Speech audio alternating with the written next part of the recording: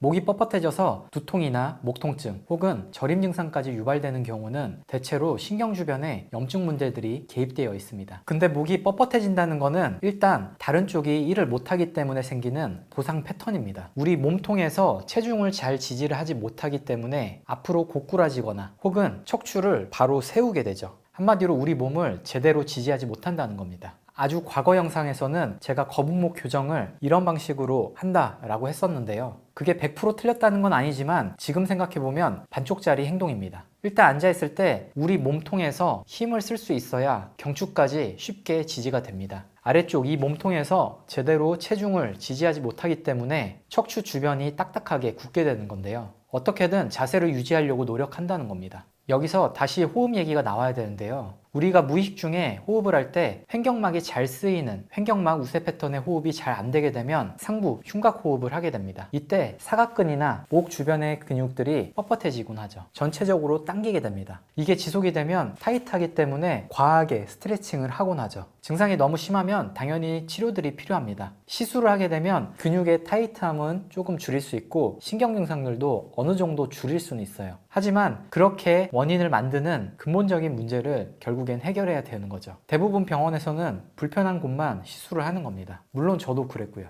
여기서 복강내압이라는 개념이 나옵니다. 우리 몸통 내에 이런 압력들이 적절하게 형성되어 있어야 되거든요. 코어를 구성하는 근육들을 보면 횡격막, 복행근, 다혈근, 골반 기저근들이 있습니다. 근데 이 모양을 한번 보세요. 이 근육들이 모여서 풍선이라고 생각하면 됩니다. 풍선이 빵빵하게 잘 잡혀 있어야 결국 코어가 안정적으로 작용을 하게 되는 거죠. 반면에 코어가 약하다는 뜻은 이 풍선이 제대로 바람이 들어가 있지 않는다는 걸 의미합니다. 바람이 제대로 들어가 있지 않다 보면 흐물흐물하죠. 저희가 앉아있을 때 이 코어가 복강내압 없이 흐물흐물하면 구부정해지거나 다시 척추를 일자로 세우는 보상 행동들을 하게 됩니다.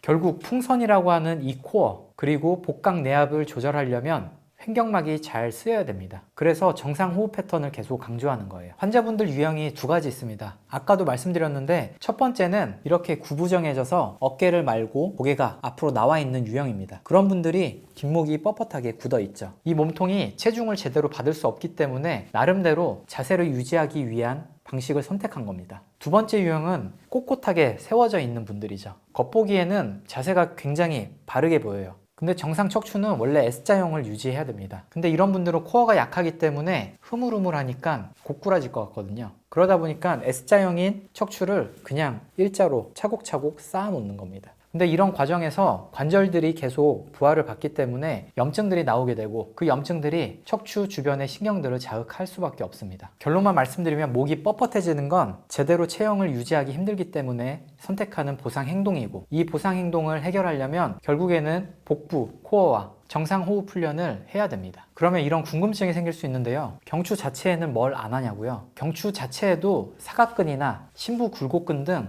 자세를 유지해주는 근육들이 있기는 합니다. 근데 이 아래 부분 큰 역할을 해주는 여기부터 해결하지 않는다면 경추 자체만 훈련하는 것은 마치 모래성 쌓기가 됩니다. 많은 분들을 치료해봤을 때 경추 쪽에 굳이 훈련을 하지 않아도 체간의 기능들을 살려주고 호흡 능력들만 개선시키면 목 쪽도 굉장히 좋아집니다. 근데 여러분들도 아시겠지만 코어라고 하는 게 단기간에 좋아지기는 힘듭니다. 오랜 기간 동안 평생 써왔던 방식들이 있기 때문에 지속적으로 학습하고 정상 호흡 패턴들을 만드는 데까지는 환자 여러분들의 노력이 굉장히 중요합니다. 만약에 본인이 만성화되신 분들이라면 차근차근 시간을 가지고 굉장히 낮은 부하에서 재활을 하시는 게 좋습니다. 이런 환자분들이 잘못 선택하는 것 중에 하나가 내 코어가 안 좋아? 그러면 플랭크를 바로 하십니다. 근데 이 플랭크라는 운동은 정상인 정도 혹은 정상인보다 살짝 아래 수준의 체력이 있는 분들이 하실 수 있는 운동이에요. 굉장히 부하가 높은 운동을 환자분들이 좋다고 따라하고 있으면 목이 더 안 좋아지실 가능성도 굉장히 높습니다. 그냥 일반인 분들은 어떤 운동을 해도 웬만해서는 경추도 좋아지실 가능성이 굉장히 높고 만약에 내가 환자 영역에 있다 라고 하시는 분들은 일단 서서 하거나 엎드려서 하시는 운동들은 최대한 피해주세요. 되도록이면 바닥에 누워서 하늘 보고 하는 운동 위주로 해주셔야 됩니다. 만약에 이런 재활 운동들을 해보다가 만약에 이런 운동들을 해보시다가 오히려 증상이 심해지거나